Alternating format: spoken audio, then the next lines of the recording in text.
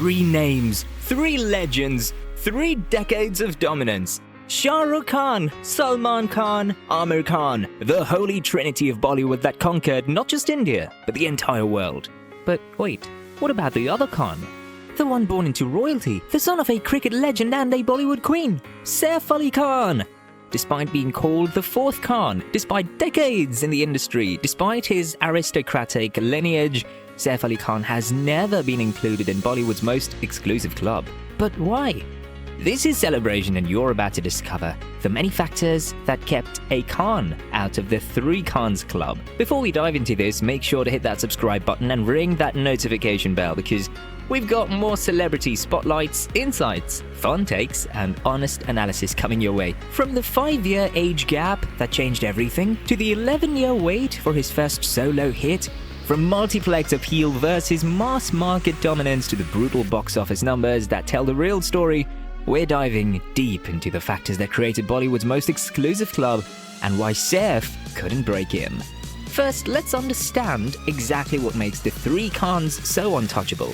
Shah Rukh Khan, Salman Khan, and Amir Khan weren't just actors. They were a cultural revolution that started in 1965. Here's the mind-blowing fact. All 3 Khans were born in the exact same year, 1965, and they've dominated the Indian box office since the 1990s, across 3 decades. Combined, they've starred in 7 of the top 10 highest-grossing Bollywood films ever, and nearly every annual top-grossing Bollywood film between 1989 and 2017. The dominance of these 3 Khans has been compared to the Marvel Cinematic Universe in Hollywood. Shah Rukh frequently appears among the world's wealthiest actors. Amir was the only Eastern actor ranked first globally in highest-earning actors, and Salman has been South Asia's highest-paid celebrity multiple times. They officially created the 100 crore club. Salman's Hum Aapke Hai Kaun was the first to gross 100 crores domestically in 1994, and Amir's Ghajini was the first to net 100 crores in 2008. This wasn't just success, this was complete market domination. Now here comes the crucial factor that explains everything. Saif Ali Khan was born on August 16, 1970. That's 5 years after the 3 Khans. This age gap created a structural disadvantage that would define his entire career trajectory. While the 3 Khans came of age during Bollywood's transformative period in the late 1980s and 90s, shaping the very definition of modern Indian cinema, Saif entered as an outsider to an already established hierarchy. But here's where it gets brutal. From his debut in 1993 to Hum Tum in 2004, Saif worked in 29 films. Only 6 were successful, and none of them had him as a solo hero. That's 11 years without a single solo hit. According to industry analysis, Saif's success rate was just 25%, with only 7 successes as a main lead out of 36 total films. Compare that to the 3 Khans' consistently high success rates, and you can see the massive gap in star power. Trade analysts reveal that Saif doesn't have the same mass appeal that the top 3 Khans command. None of his solo films have opened well at smaller, mass-dominated centers.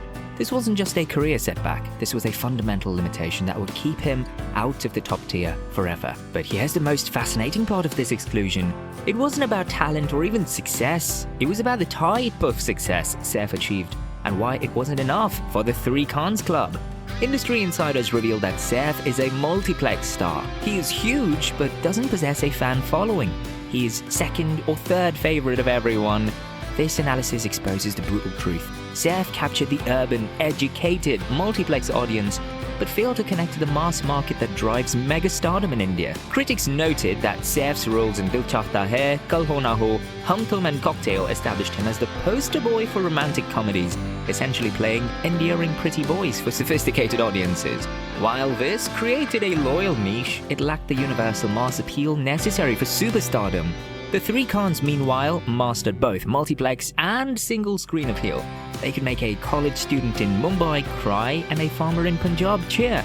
That's the difference between being a star and being a superstar. According to fan-following rankings, Salman ranked number 1, Shah Rukh number 2, Akshay Kumar number 3, Hrithik number 4, and Saif dropping all the way to number 9.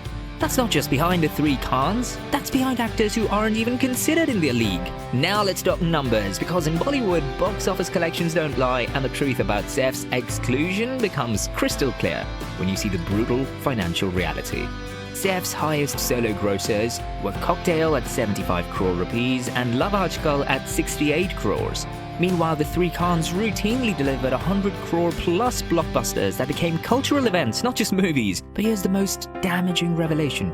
Saif's early success came primarily from multi-starrers. His breakthrough films Main Khiladi Tu Anari and Ye Dil Lagi were hits because of Akshay Kumar's star power, not his own. Even Kal Ho Na Ho succeeded because of Shah Rukh Khan's lead presence. Industry critics observed that Saif picked up in terms of performances and movie selection in 2001 only.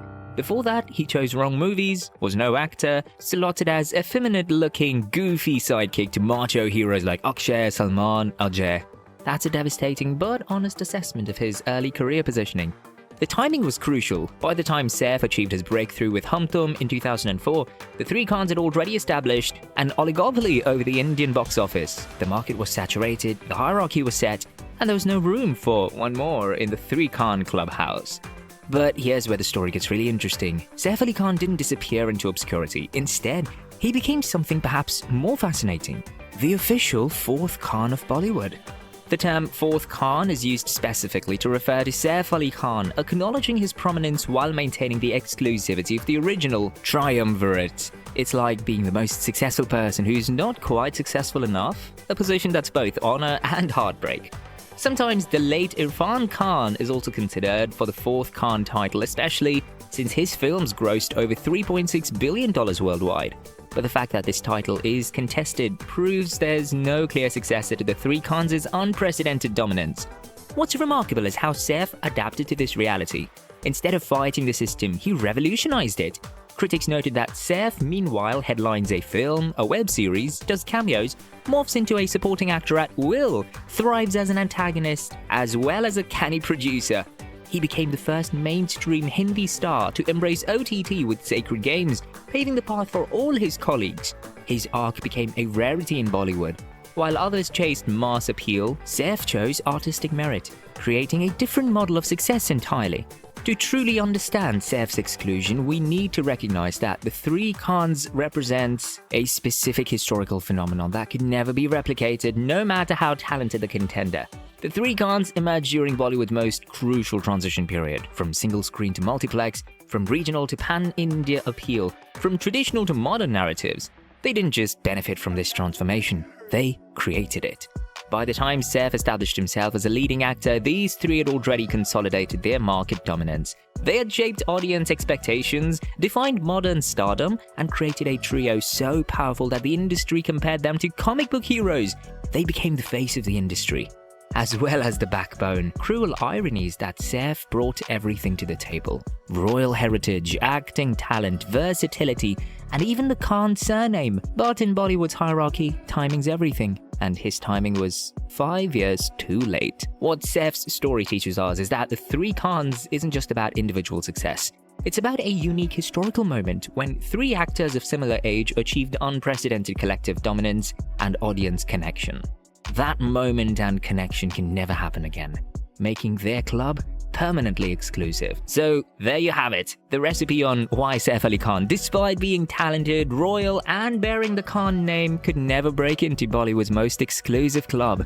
What's your favorite Saif Ali Khan movie? Who has been your Khan for all ages? Do you have a least favorite Khan? Let us know all this and more in the comments below. If you enjoyed this deep dive, then show us the love by hitting that like button and subscribe with notifications on. Until next time, this is CelebrAsian. More stars, more stories, one Asia, where the Khans rule. We are all part of this special Khandan.